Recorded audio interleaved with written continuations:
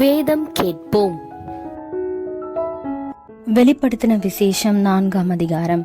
இவைகளுக்கு பின்பு இதோ பரலோகத்தில் திறக்கப்பட்டிருந்த ஒரு வாசலை கண்டேன்.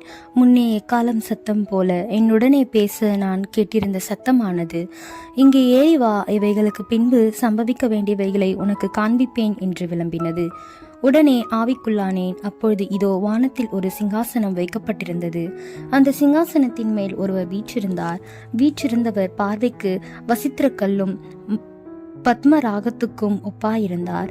அந்த சிங்காசனத்தை சுற்றி ஒரு வானவில் இருந்தது. அது பார்வைக்கு மரகதம் போல் தோன்றிற்று. அந்த சிங்காசனத்தை சூழ 24 சிங்காசனங்கள் இருந்தன.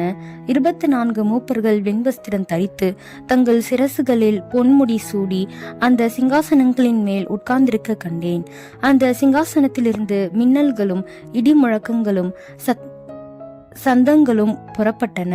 தேவனுடைய 7 ஆவிகளாகிய 7 அக்கினி தீபங்கள் சிங்காசனத்திற்கு முன்பாக எரிந்து கொண்டிருந்தன. அந்த சிங்காசனத்திற்கு முன்பாக பளிங்கு கொப்பான கண்ணாடி கடல் இருந்தது. அந்த சிங்காசனத்தின் மத்தியிலும் அந்த சிங்காசனத்தை சுற்றிலும் 4 ஜீவன்கள் இருந்தன. அவைகள் முன்புறத்திலும் பின்புறத்திலும் கண்களால் நிறைந்திருந்தன. முதலாம் ஜீவன் சிங்கத்து கொப்பாகவும், 2ஆம் ஜீவன் காளை கொப்பாகவும், 3ஆம் ஜீவன் மனுஷ முகம் போன்ற முகமுள்ளதாகவும், 4ஆம் ஜீவன் பறக்கிற கழுகுக்கு ஒப்பாகவும் இருந்தன. அந்த 4 ஜீவன்களிலும் ஒவ்வொன்று அவ்வாறு சிறகுகளுள்ளவைகளும் சுற்றிலும் உள்ளேயும் கண்களால் நிறைந்தவைகளுமாயிருந்தன. அவைகள் இருந்தவரும் இருக்கிறவரும் வருகிறவரும் ஆகிய சர்வ வல்லமையுள்ள தேவனாகிய கர்த்தர் பரிசுத்தர் பரிசுத்தர் பரிசுத்தர் என்று இரவும் பகலும் ஓயவில்லாமல் சொல்லிக் கொண்டிருந்தன.